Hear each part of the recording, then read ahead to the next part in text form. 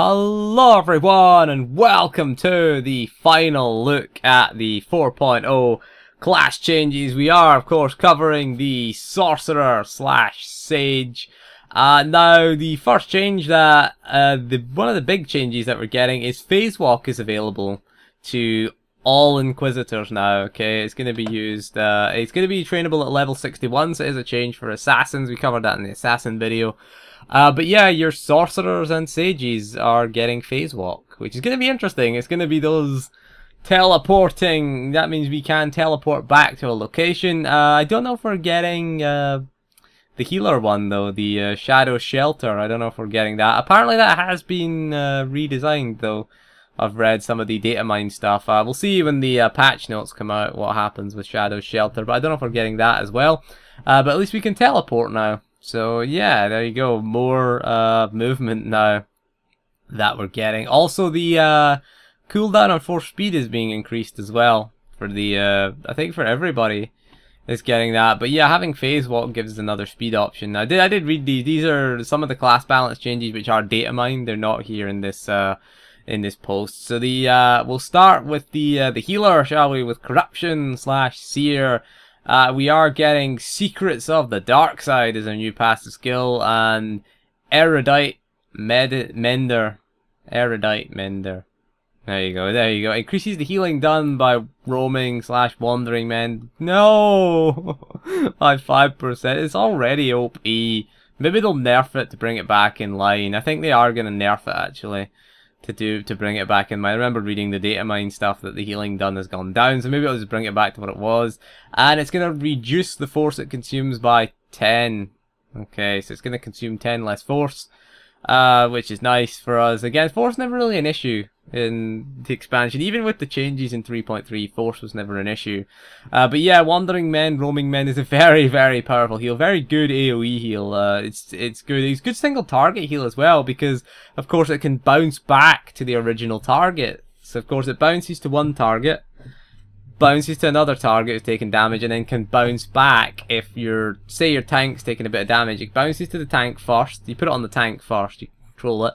It'll bounce to another target with low health, with you know, with the highest health, with the lowest health of the three other targets that it can hit, and then it'll bounce back if the tank still has the lowest health. So it can be used as a single target heal. I mean, it's probably not recommended to use it in a raid environment, but in a flashpoint environment it's okay as a single target, because of course it does 2 heals on the tank very, very quickly as well. If you use the rejuvenate as well, if you have that up, it'll bounce instantly, which is quite nice. So there you go. It is a very, very powerful heal, and it's getting buffed by the looks of things.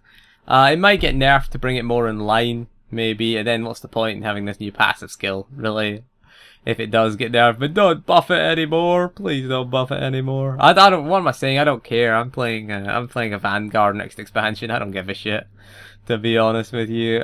So you're getting Revivification, Salvation's gone up to level 42 from 41.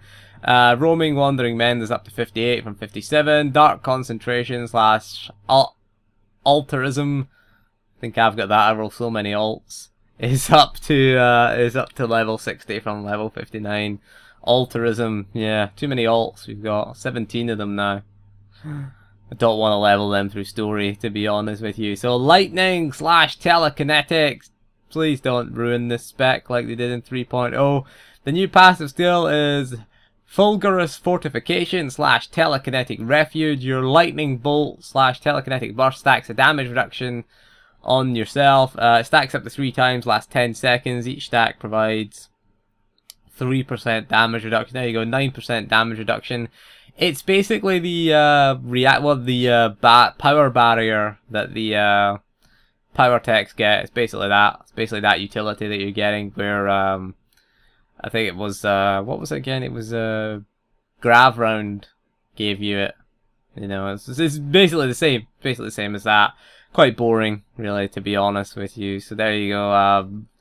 Lightning Flash, Telekinetic Gust is up to 42. Lightning Bolt / Telekinetic Burst is now 58. Telekinetic Burst is your it's your button that you press whenever there's nothing else to press. So you generally are going to press that quite a lot. So you're going to have that up. You're going to have those stacks up most of the time. Again, it's the same as Grav Round. It's just basically they've just taken the Power Tech ability. Not the Power Tech, the Mercenary ability, should we say. Mercenary is the ranged one. Got them mixed up there. Yeah, Charged Reaction, Mental Continuum is now trained at level 60 as well. So there you go. Not really huge changes, to be honest with you. You're just getting a mercenary ability. There you go, just an ability from a bounty hunter. Not that we don't welcome damage reduction, you know, but it's nothing really exciting about that.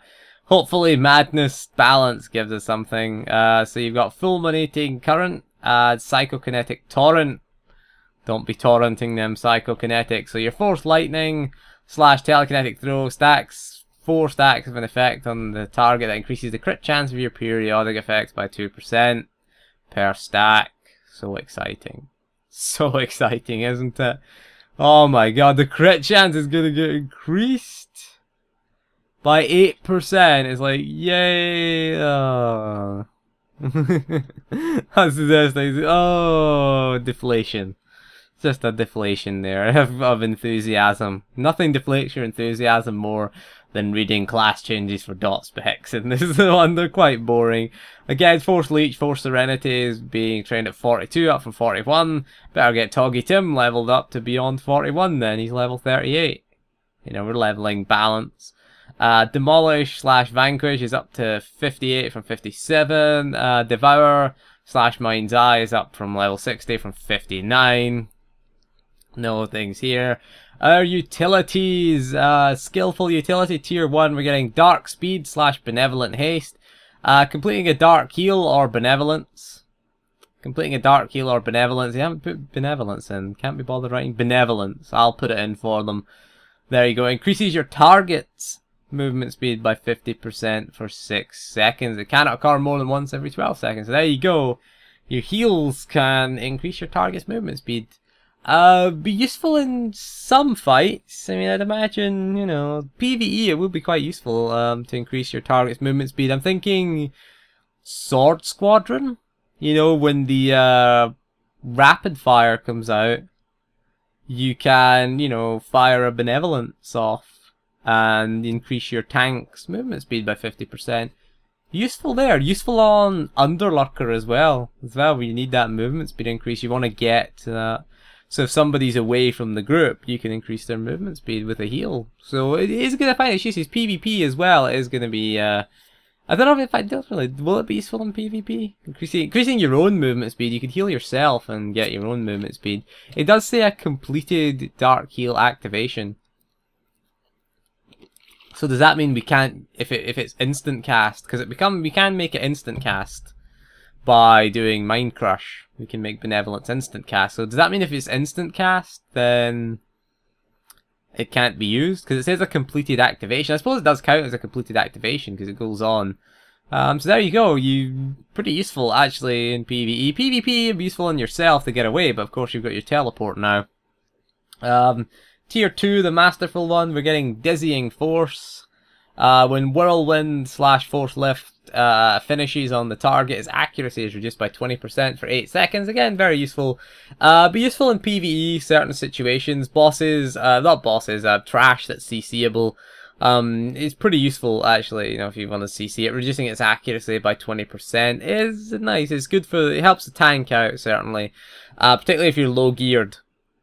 If you've got a low geared tank, it can be quite helpful. So early in the expansion, it's pretty useful. I always took Flash Powder as a scoundrel early in the expansion as well, because again, reducing the accuracy, think of it as a Riot Gas. You know, Riot Gas, I think, does 30% accuracy reduction, but it is like a mini Riot Gas on a couple of targets as a scoundrel. Again, it'd be one target. So a target that's going to hit the tank really hard, you can CC it, even if the tank breaks CC. It does say when it ends. I guess if they break it, I guess it'll still count. But again, reducing accuracy by 20% means take less damage. So it's less healing for you to do. As a DPS, there's not really much point to take it. Backlash / Kinetic Collapse is being moved to tier 3 as well. So that is the bubble stun, essentially, that everybody hates in PvP. My advice, don't hit them don't hit them if they've got their bubble then. If you're at melee range, don't hit them. There you go, move away from them. Move away if it's about to collapse. Because if you hit them, the more you hit them, the faster it collapses. Basically, that bubble stun that everybody hates. Now tier 3. So speaking of tier 3, the new utility is shifting silhouette slash ethereal entity. Using phase walk grants you shifting silhouette ethereal entity, which prevents you from being leapt, pulled, and makes you immune to interrupts and ability activation pullback for the next 6 seconds. So there you go. When you use your phase walk, you can get some interrupt immunity. Useful, very, very useful that is actually. Again, PvP, people keep interrupting you especially if you're lightning. People will keep interrupting you. So again, you can teleport back to your location and be immune to interrupts for 6 seconds. So, so you can't be leapt to, you can't be pulled though. Marauders are gonna love that, aren't you? You're gonna love being a marauder in 4.0. You can still use your twin saber throw really, but yeah, you're gonna hate that. And again, the power tech's gonna hate you as well. Can't pull you in. Remember the old vanilla Sage PvP as a healer? Pulled in, stunned, burned by power techs. Nowadays, it's like, you get pulled in, bubble! Ha ha ha ha! And the power tech just walks away in disgust. It's like, ugh. Nowadays, because of course they can't do anything to you while you're in your bubble. Conspiring Force slash Confound has been moved from tier 3 to tier 2, basically swapping with Kinetic Collapse. I can't remember what that was, to be honest with you. Force Mobility has been updated. It will allow other abilities, doesn't say which ones. It now allows you to use Force Barrier while moving, although apparently this has been nerfed. I mean, I saw some data mine stuff that said that it's no longer available. Again, I don't know if that's going to be the case, because this is the official thing. It's on the official swotor.com, so maybe Force Barrier while moving. Yeah, that's going to be fun. Power Tech pulls you in, you Force Barrier, and run away. Maybe if you could phase walk and Force Barrier, that would be doubly insulting. It's like, pull you in, I'm going to stun you and burn you. Oh, fuck. Just like, bye, Power Tech. And the Power Tech just cries. Cries alone in the corner. Oh. While swapping places with someone else, so that if they're a tank, they can swap places. They could translocate with someone else and just avoid the embarrassment and say, oh, no, I'm over here. What are you doing there pulling that Sage in? There you go. So there you go. Force Mobility being updated. I don't know what, but it says other abilities. Okay, don't know what they're going to be. Force Barrier while moving is going to be OP as hell. Especially in arenas. Things like arenas, you could run away and hide from people there while Force Barrier's up. Again, I don't know if that's going to be the change. So there you go. The Sage change is quite boring. Quite boring. Nothing really earth-shattering there. A Bounty Hunter ability got copied and pasted for Lightning, you know, and the healer's getting more Wandering Mend, more Wandering Roaming Mend. Again, so, and a few utility changes, but other than that, nothing really exciting, nothing really to write home about. There you go, but I suppose they're not really negative. We haven't seen all the class balance changes though. We'll get them, I guess, in the patch notes for 4.0 whenever they get released. So anyway, that's all for this little series that we did. Took a look at every single class. Which class are you going to play? That's the question we've got to ask. I'm still sticking with the Vanguard, I think. I'm going to stick with the Vanguard as a main, to be honest with you. Shadow was a consideration. It was the most voted for in the poll. But in the end, I didn't like what they did to Hatred. So I like the tank spec, as well. But I didn't like the changes that they made. So anyway, that is all for this video. So thank you for joining me, and we'll see you again soon. And goodbye.